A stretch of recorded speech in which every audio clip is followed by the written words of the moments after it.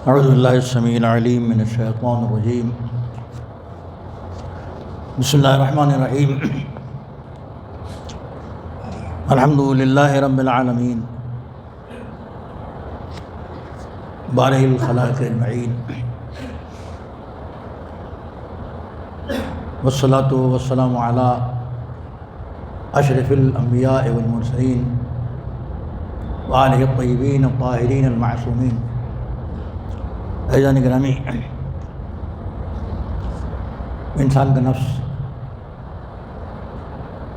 بڑا سرکش ہے، اس کو قابو میں کرنا مشکل ہوتا ہے، لیکن اگر کوئی قابو میں کر لیتا ہے تو وہ کامیاب ہے۔ زمانے کی رنگینیاں، اس کی پرکشش فضائیں، کھٹنے والے ماحول، دوست احباب، زر و جواہرات، پیسہ، پوسٹ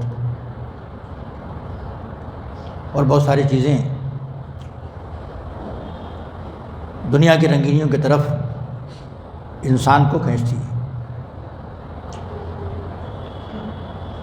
کوئی شخص اسی بھول میں رہ جاتا ہے اور شیطان کے پھندے میں پھنس جاتا ہے۔ کچھ وہ ہے جو اس پھندے سے نکل آتے ہیں اور وہی کامیاب و کامراں ہیں۔ انسانی ہدایت کے لیے اس نے 1,24,000 انبیاء بھیجے، اس کے بعد بھی ہادی اور رہبر اس کی طرف سے بھی آتے رہے، اور انسانوں میں بھی جو نیک لوگ تھے وہ بھی یہ فرائض انجام دیتے رہے۔ لیکن کشمکش شیطانی طاقت سے بہت زیادہ ہے، اس لیے پھونک پھونک کے قدم رکھنے کی ضرورت ہے۔ جہاں گہری کھائی ہے، جہاں پریشانی ہے، وہاں قدرت نے مدد کا وعدہ کیا ہے، اور قدرت مدد کرتی بھی ہے۔ اس کی غیبی امداد ہمیں دکھائی نہیں دیتی، لیکن ہے۔ اگر قدرت کی غیبی مدد نہ ہوتی تو آدمی ہر وقت بہکا رہتا، لیکن قدم قدم پر ٹھوکر کھا کے سمجھ جانا بتاتا ہے۔ قدرت اس کی مدد کرتی رہتی ہے، ورنہ سمجھتا نہیں وہ۔ اب وہ جتنا دل سے ان باتوں کو قبول کرتا ہے اور نفس پر جتنا جبر کرتا ہے، اتنا ہی اس کے لیے راستہ ہموار ہوتا چلا جاتا ہے۔ یہ عالم فانی، فنا ہو جانے والی دنیا اور فنا ہو جانے والا بظاہر انسان کچھ دنوں کے بعد چلا جائے گا، لیکن جو کچھ کرنا ہے یہیں سے کر کے جائے گا۔ وہ یہاں کام آنے والے بہت ساری چیزیں ہیں، دوست احباب، محلہ، عزیز رشتہ دار، گھر والے، بیگانے، اپنے، صحیح غلط لوگ سب مدد کرنے کے لیے تیار ہیں۔ لہٰذا یہاں بھی پرکھ ہونی چاہیے کہ کون صحیح مدد کرنے والا، کون غلط مدد کرنے والا ہے۔ آخرت کے لیے تو پیغمبر ذمہ دار ہیں اور بتا کے گئے ہیں۔ میں نے آپ کو سنایا تھا کہ رسول اکرم نے فرمایا کہ حبی و حب اہل بیتی نافع فی 7 مواضع، میری اور میرے اہل بیت کی محبت 7 مقامات پر بہت فائدہ مند ہے۔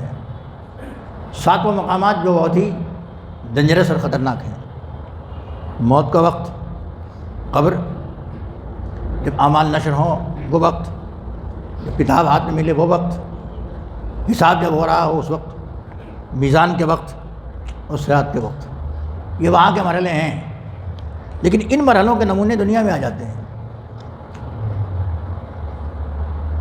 گناہ اپنی طرف کھینچتے ہیں، رنگینیاں اپنی طرف کھینچتی ہیں، رونقیں اپنی طرف کھینچتی ہیں، حرام اپنی طرف کھینچتا ہے، اور اس میں کچھ زیادہ لذت ہوتی ہے، کچھ زیادہ کشش ہوتی ہے۔ شیطانی باتوں اور شیطانی حرکتوں میں کچھ زیادہ لذت ہے، کچھ زیادہ کشش ہے۔ لہذا مولوی چیختا چلاتا رہ جاتا ہے، نیک لوگ شور غل کرتے رہ جاتے ہیں، سمجھاتے رہ جاتے ہیں۔ اس کو ٹالنے کے لیے ایک ہمارے پاس کافی ہے، دیکھا جائے گا، جبکہ وہ منزل جو آنے والی ہے وہ دیکھ ہی نہیں پائے گا آدمی، وہاں نہیں دیکھا جائے گا۔ دنیا میں تو ہو سکتا ہے دیکھ لیں گے، یہ کر لیں گے، وہ کر لیں گے، یہاں رشوت دے کے چھوٹ جاتے ہیں، یہاں پیسہ دے کے چھوٹ جاتے ہیں، یہاں کسی بڑے کا دامن پکڑ کے چھوٹ جاتے ہیں۔ آپ کہیں گے وہاں بڑے کا دامن نہیں ہوگا، وہاں بڑے کا دامن پکڑنے کے لیے شرطیں اور ہیں، یہاں بڑے کا دامن پکڑنے کے لیے شرطیں اور ہیں۔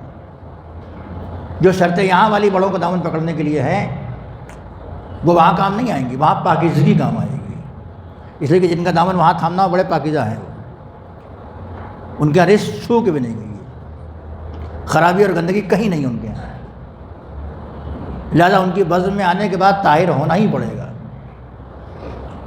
وہ طاہر ہو کے آئیں گے تب بزم میں جگہ ملے گی، ورنہ ہم نے یہ دیکھا ہے کہ زندگی بھر بیٹھنے والوں کو پیغمبر نے آخری وقت میں یہ کہہ کے اٹھا دیا کہ یہاں سے چلے جاؤ۔ تاریخ کا داغ ہے، اس کی حقیقت ہے۔ لوگ پیغمبر کے سامنے آخری وقت میں جھگڑا کر رہے تھے، عورتیں کہہ رہی تھی پیغمبر کو قلم دعوات دے دو، کچھ لوگ کہہ رہے تھے کہ پیغمبر کو قلم دعوات دے دو، کچھ لوگ کہہ رہے تھے کہ نہیں قلم دعوات نہ دینا۔ اختلافی اور انتشاری کیفیت تھی۔ تو پیغمبر نے جو یہ کہا کہ یہاں سے اٹھ کے چلے جاؤ، اس کا مطلب پاکیزگی کہیں بزم کی ختم ہو رہی تھی۔ تب حضور نے فرمایا کہ یہاں بیٹھ کے تنازع کرنا اور جھگڑا کرنا نبی کے پاس مناسب نہیں ہے۔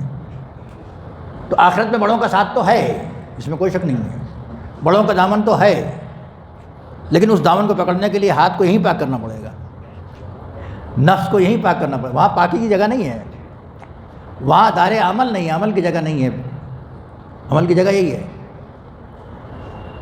جو جتنی بھی عمر ملی ہے، جتنا بھی جو کچھ ملا ہے، اس کو یہیں کر لینا ہے۔ وہاں دامن تھامنے کی گنجائش جب ہوگی جب آدمی پاک و پاکیزہ اٹھے گا، ورنہ یہ نہیں کہ صاحب وہ آئے چلیے ان کو پاس چلتے ہیں ہم۔ دنیا میں اگر کوئی بڑا ہوتا ہے اور سوسفل ہوتا ہے تو کوئی نہ کوئی راستہ نکال کے اس کے پاس ہم پہنچ جاتے ہیں، فلاں کو لے کے چلو ہماری بات مان جائیں گے۔ فلاں کے پاس گئے کہ دیکھیے ایسے نہیں مانتے ہیں، ان کے پاس کچھ مٹھائی بھی لے کے جانا پڑے گی۔ تو مٹھائی کا مطلب مٹھائی سویٹ نہیں ہوتا ہے،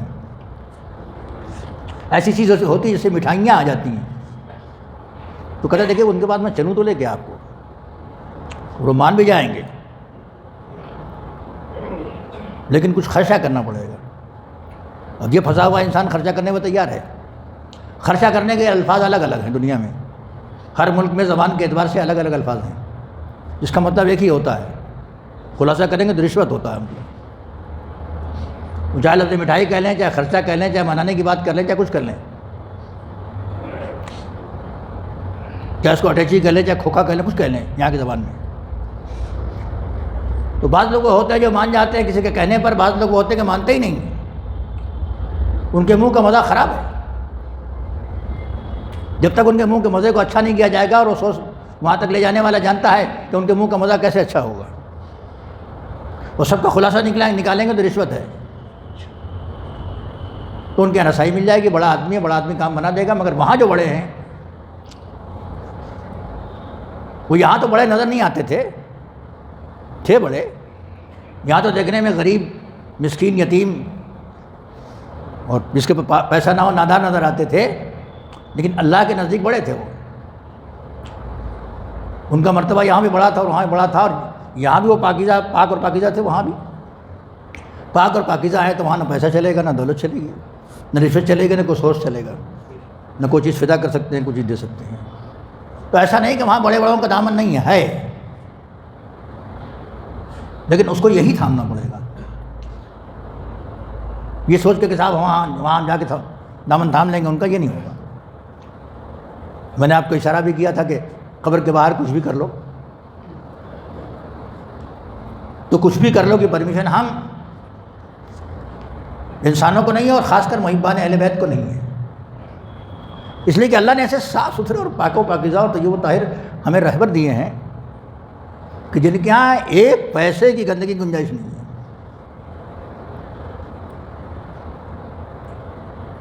امام جعفر صادق علیہ السلام کے بعد امام موسیٰ کاظم علیہ السلام کے پاس ڈھونڈتے ہوئے ان کے بعد سب ڈسٹرب ہو گیا تھا معاملہ نا, چھٹے امام کے بعد ڈسٹرب ہو گیا تھا, دعوے دار نکل آئے تھے اور بھی. تو ظاہر ہے کہ اسی خاندان میں, اسی رنگ و روپ کے, اسی شکل و صورت کے, اسی کاٹھی کے لوگ موجود تھے اور ان کے ایجنٹس بھی موجود تھے, تو پکڑ کے وہاں لے جاتے تھے جو امام نہیں تھے. تو رنگ روپ تو ایک سا ہے, نسل تو ایک ہے, قد کاٹھی تو ایک طرح کی ہے, صورت شکل تو ایک طرح کی ہے, لیکن اگر جھوٹا دعویٰ امامت ہے تو خالی زبانی لخلقے ہیں, جوہر امامت نہیں ہے. آخر میں ہار مان کے پیسہ لے کے وہاں پہنچتے تھے وہ کہ جہاں امام ہیں. ایک درہم, ایک دینار, ایک پیسہ کہہ لیجیے اردو میں, اس کی غلطی نہیں دکھا سکتے آپ. جب امام کی خدمت میں ایک وقت ایک ڈیلیگیشن پیسہ لے کے آیا, امام نے کہا یہ واپس کر دینا پیسہ, کافی بڑی رقم تھی. وہ 2 درہم کہاں ہیں, وہ دو جو اس عورت نے دیا تھا بڑھیا نے, وہ کدھر ہے, وہ لے آؤ, یہ سب لے جاؤ, واپس کرو. کہنے وہ تو ہم بھول گئے, کہنے فلاں جگہ بھول گئے, جا کے لے کے آؤ اس کو. تو آنے والا ڈیلیگیشن وقت جو ہے وہ گیا, وہ 2 درہم لے کے آیا, ذرا سا مال, دینار بھی تھا, دینار جو ہے سونے کا سکہ ہوتا تھا, درہم کو صرف چینج کرتے تھے, وہ سونے کا نہیں ہوتا تھا, اور 2 درہم کی حیثیت کچھ نہ تھی, اور وہ غالباً 80,000 یا کتنا دینار تھے. بہت ہو گیا, 80,000 سونے کے سکے بڑے بڑے بہت ہو جائیں گے بھائی, آج بھی بہت قیمت ہو جائے گی. امام نے کہا یہ نہیں, یہ صاف ستھرا مال نہیں, ہم نہیں لیں گے, وہ لا, وہ جو دیا ہے. تو ڈھونڈ کے لائے تو امام نے اس کو لے لیا. انہیں زندگی میں پریکٹیکل کر کے بتایا کہ 2 درہم پاکیزہ ہو تو لینے کے قابل ہے, ہزاروں دینار اگر پاکیزہ نہیں ہے تو میرے قبول کرنے کے قابل نہیں ہے, نہ میرا میں قبول کروں گا نہ میرا خدا. درود پڑھ دے محمد وعلى محمد. تو اپنا رویہ, اپنا نظریہ, اپنی بات, اپنا انداز, یہی یہاں بھی بتایا انہوں نے, وہاں کے لیے بتایا. یہ رویہ بدلے گا نہیں, جو رویہ یہاں ہے یہی وہاں بھی رہے گا. تو دامن تھامنا ہے تو یہی تھامنا ہے, بڑی صفائی سے اور بڑی پاکیزگی سے, بڑی طہارت سے تھامنا ہے. لہذا اپنے اندر طہارت پیدا کرنے کی ضرورت ہے, اور طہارت نفس میں ہوتی ہے. خالی پانی سے نہا لینے سے طہارت نہیں ہو جائے گی, ظاہری طہارت ہے وہ. اس میں کھانا بھی پاک ہونا ہے, اور پیسہ بھی پاک ہونا ہے, اور آنے والا پیسہ بھی پاک ہونے والا ہے ہونا چاہیے, اور جانے والا پیسہ بھی پاک ہونا چاہیے. ہم سب جانتے ہیں کہ پیسہ پاک کیسے ہوتا ہے, ہم سب جانتے ہیں کہ پاک پیسہ کیسے آتا ہے, ہم سب جانتے ہیں کہ غلط پیسہ کیسے آتا ہے. اگر یہ نہ معلوم ہو تو شاید حساب نہ ہو, لیکن غلط صحیح کا جب علم ہوگا تو حساب ہے. علم ہی نہیں تو کیا کرے گا بیچارہ. تو سب جانتے ہیں. تو اہل بیت کے ہاں نہ عمل میں نجاست چاہیے, نہ پیسوں میں نجاست چاہیے, نہ لباس میں چاہیے, نہ نفس میں چاہیے. اور بڑی طہارت نفس کی طہارت ہے. بظاہر اگر چھینٹ پڑ گئی اور نہیں دیکھا آپ نے تو ہو سکتا ہے اللہ معاف کر دے, دیکھا ہے تو دھلنا اور پاک و پاک پاک کرنا پڑے گا. لیکن جان بوجھ کے اگر کوئی کام ہو رہا ہے تو دین اسلام آپ کا ایسا پاک و پاکیزہ دین ہے کہ ذرا سی نجاست سوئی کے نوک کے برابر برداشت نہیں کرتی. ہے کہ نہیں مسئلہ؟ یہ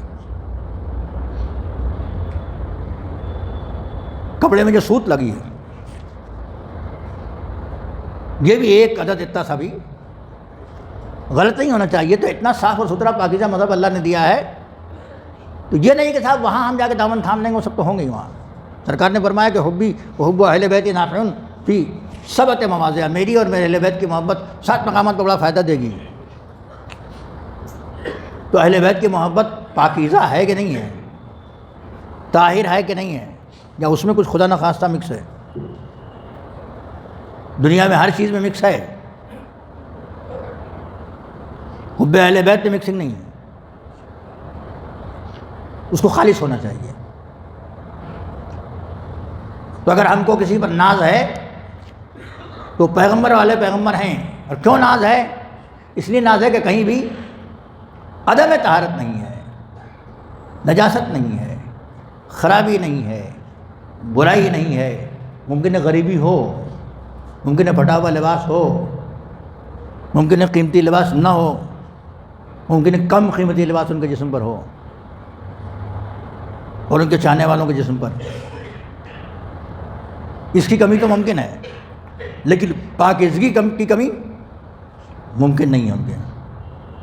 ساری دنیا قائل ہے، قرآن گواہ ہے کہ ایسی پاکیزہ ہستیاں نہیں پیدا ہوئیں۔ دنیا بھی آج جب اہل بیت اور اہل بیت پیغمبر اور غیر اہل بیت کو سامنے رکھ کے دیکھتی ہے تو ہمیشہ اہل بیت کی تعریف کرتی نظر آتی ہے۔ کوئی تو بات ہے، کوئی تو کمال ہے، کوئی تو چیز ہے، اور جب آپ اس کا خلاصہ نکالیں گے تو یہی نکلے گا کہ کہیں سے کوئی خرابی نہیں ہے ان کے اندر، صاف شفاف دھلا ہوا کردار۔ یہ مقام شکر ہے کہ پروردگار عالم نے اپنے آب رحمت سے دھل کے ان کو بھیجا ہے، طہارت کر کے بھیجا ہے۔ اس لیے طہارت کر کے بھیجا ہے کہ ہم جیسے انسان جو طہارت پسند ہے اور طہارت چاہتے ہیں ان سے مل جائے۔ یقیناً قیامت میں کام آنے والے بھی ہیں اور یہاں بھی۔ اللہ تو رحمان الرحیم ہی ہے، ماں باپ سے زیادہ رحم کرنے والا ہے۔ اتنے تو ماں باپ بھی رحم نہیں کر سکتے، ایک ہلکا سا قطرہ بھی نہیں ہے ماں کی اور باپ کی محبت رحمت پروردگار عالم کے سامنے۔ اس کی رحمت اتنی ہے کہ ماں باپ اگر مر بھی جاتے ہیں تب بھی اگر چاہتا ہے تو بچے کو جلا لیتا ہے، کوئی نہ کوئی بھٹکتا ہوا سہارا آ کے اسے سہارا دے دیتا ہے۔ ماں اگر بچے کو دریائے نیل کے حوالے کر دیتی ہے خوف دشمن سے تو فرعون کے دربار میں لے جا کے موسیٰ کو پال لیتا ہے اور ماں کو بھی ملا دیتا ہے وہ، اور طوفانی موجوں سے اور نیل کے تھپڑوں سے اس صندوق کو بچا کے موسیٰ کے محل تک پہنچا دیتا ہے۔ وہ ایسا رحمان و رحیم ہے، اس نے اپنی رحمت کے سائے میں ہمیں رکھا ہے۔ اس کی محبتیں بہت ہیں، اتنی محبت ماں باپ کی بھی نہیں ہے۔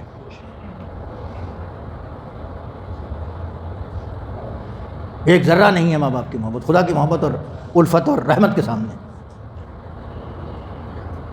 تو کریم ہے، ستار ہے، غفار ہے، سب کچھ ہے۔ پیغمبر سے سوال ہوا سئل عن النبی ما لنا ندعو فلا یستجیب دعاؤنا قال اللہ تعالیٰ ادعونی استجب لکم۔ حضور یہ بتائیے کہ اللہ نے کہا ہے کہ ہمیں پکارو، ہم تمہارا جواب دیں گے۔ ہم کو پکارو کہ بلاؤ گے تو ہم ہاں کہیں گے کہ ہاں ہم آگے موجود ہیں، میرے بندے ہم موجود ہیں۔ یہ قرآن میں کہا ہے اس نے، ما لنا ندعو فلا یستجیب دعانا۔ پھر کیا بات ہے اس کے اس وعدے کے باوجود ہماری دعا قبول نہیں ہوتی، سنی نہیں جاتی؟ کہا اس نے وعدہ کیا نا بھائی، یہاں اگر کوئی وعدہ کرے کہ میرے گھر آئیے آپ کو فلاں چیز دوں گا یا فلاں وقت ملاقات کروں گا اور آپ جائیں اور دروازہ کھٹکھٹائیں وہ نہ ہو، کتنی بڑی شکایت ہوگی آپ کو۔ ایسا آپ نے ٹائم دیا تھا، وقت دیا تھا، بلایا تھا آپ نے، میں ایسے نہیں گیا ہوں آپ کے یہاں، جس وقت پر بلایا تھا وہی وقت پہ گیا ہوں میں، جیسے بلایا تھا اسی پروٹوکول سے گیا ہوں میں، جیسے آپ کی عزت ہونی چاہیے وہی کیا ہے میں نے۔ آپ نے دروازہ نہیں کھولا، آپ نے بلایا نہیں، آپ نے بلایا تھا ہم کو، تو کتنی بڑی شکایت ہوتی ہے ایسے انسان سے کہ جس نے وعدہ کیا ہو کہ آئیے میرے اور دروازہ نہ کھولے اور نہ ملے، نہ بلایا آپ کو اور ٹیلی فون نہ اٹھایا، جواب نہ دے، کتنی بڑی شکایت ہوتی ہے۔ عام انسانوں سے اتنی بڑی شکایت ہوتی ہے جس اللہ نے قرآن میں کہا ہے کہ مجھے پکارو، میں تمہاری پکار سنتا ہوں۔ ہے شکایت کی بات کہ نہیں؟ کیا پکارتے رہ جائیں اور وہ نہ سنیں؟ شکایت کی بات ہوگی کہ نہیں ہوگی؟ جب ہم انسانوں سے انسانوں کو شکایت ہو جاتی ہے تو پروردگار تو خالق ہے، اس کا وعدہ تو جھوٹا نہیں ہوتا ہے، لا یخلف المیعاد ہے والا ہے، وہ نہ سنیں۔ بہت سے لوگ ہمیں روتے اور گڑگڑاتے رہ جاتے ہیں اور ان کی بات نہیں سنی جاتی تو شکوہ تو ہوگا، شکوہ ہوگا تو کس سے پوچھے گا آدمی؟ جو قرآن لایا اسی سے پوچھے گا کہ قرآن میں یہ لکھا ہے، آپ ہی قرآن لائے ہیں، اس نے وعدہ کیا ہے، ہم گڑگڑاتے رہ جاتے ہیں، سنتا نہیں ہے وہ۔ نبی سے پوچھا ما لنا ندعو فلا یستجیب دعاؤنا قال اللہ تعالیٰ ادعونی استجب لکم، اللہ نے وہی کہا ہے کہ مجھے پکارو، اور ہم پکارتے ہوئے گڑاتے رہ جاتے ہیں، وہ نہیں سنتا ہے۔ شکایت کس سے کریں گے ہم؟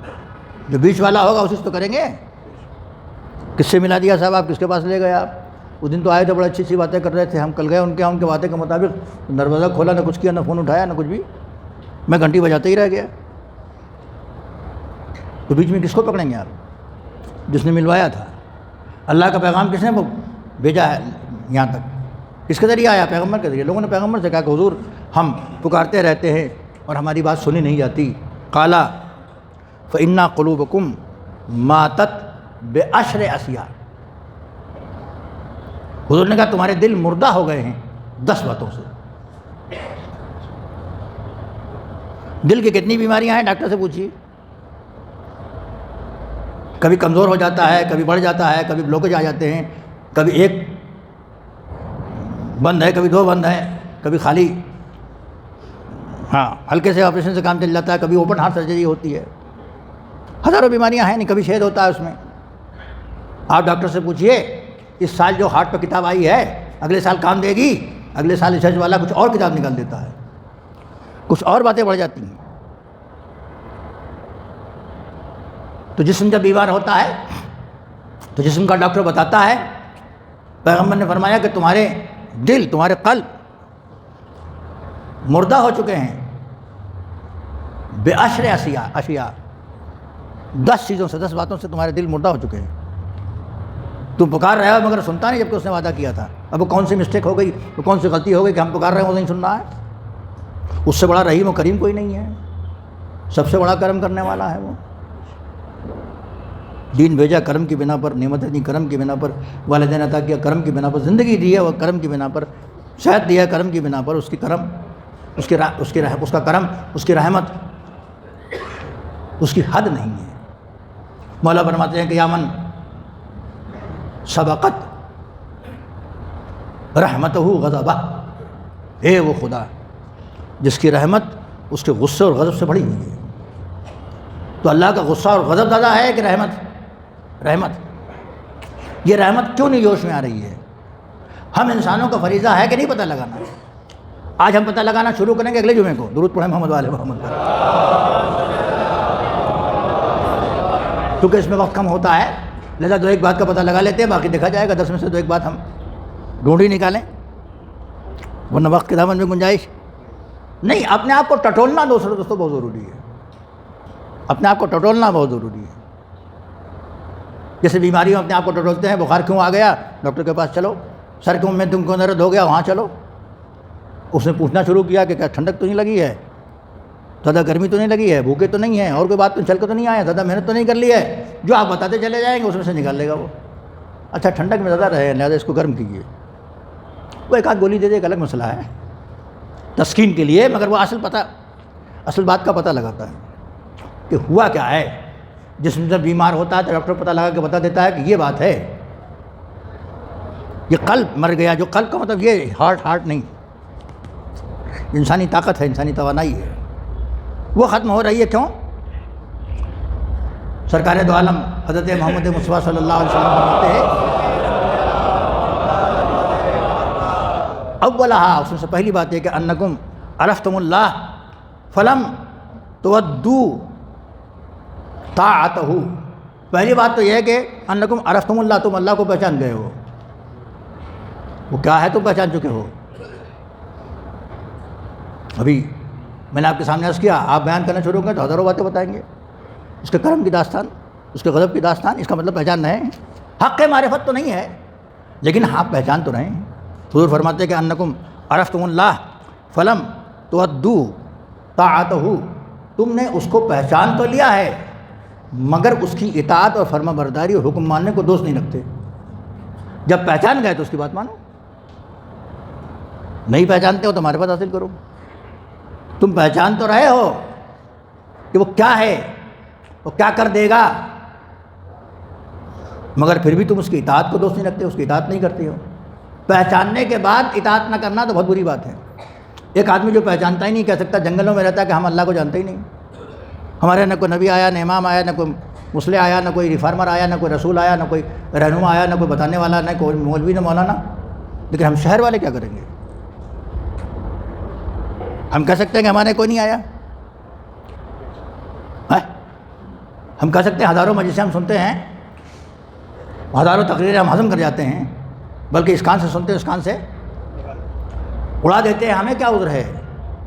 ہم کیسے کہہ سکتے ہیں کہ ہمارے یہاں کوئی بتانے والا اور چلانے والا اور سمجھانے والا نہیں آیا؟ یہ ہم کیسے کہہ دیں گے؟ پڑھا اگر نہیں تو سنا تو ہے، سنا ہے تو کچھ غور تو کیا ہوگا. اولا انکم عرفتم اللہ فلم تودو طاعتہ، تم اللہ کو پہچان چکے ہو مگر اس کی اطاعت کو دوست نہیں رکھتے، تم اطاعت نہیں کرتے. تم اگر پہچان لیا تو اطاعت کرو، اس نے جو کہا اس پر عمل کرو. اگر نہیں پہچانتے ہوتے تو تمہارے شکوہ وجہ تھا کہ ہم تو جانتے نہیں، تو جاہل ہیں، ہم کو کوئی بتانے والا ہی نہیں ملا. لیکن آج کے اس آدھونک یگ میں، اس سائنسی دور میں، اس زمانے میں کون کہہ سکتا ہے کہ ہم اللہ کو نہیں پہچانتے؟ پہچان رہے ہیں، سب کچھ جان رہے ہیں، مگر دل ادھر نہیں رہتا. مرزا غالب نے کہا تھا کہ جانتا ہوں ثواب اطاعت و زہد، پر طبیعت ادھر نہیں آتی. اب طبیعت کا کیا علاج ہے بھائی؟ سب جانتے ہیں کہ ثواب کیا ہے زہد میں اور اطاعت میں، ان چیزوں کو کرنے میں کیا کیا سب معلوم ہے، مگر دل نہیں لگتا ادھر. دل کسی اور طرف لگا ہوا ہے. جس کی معرفت حاصل کی ہے اس کی طرف دل لگاؤ. جب دل لگاؤ گے دل کو دل سے راستہ ہوتا ہے.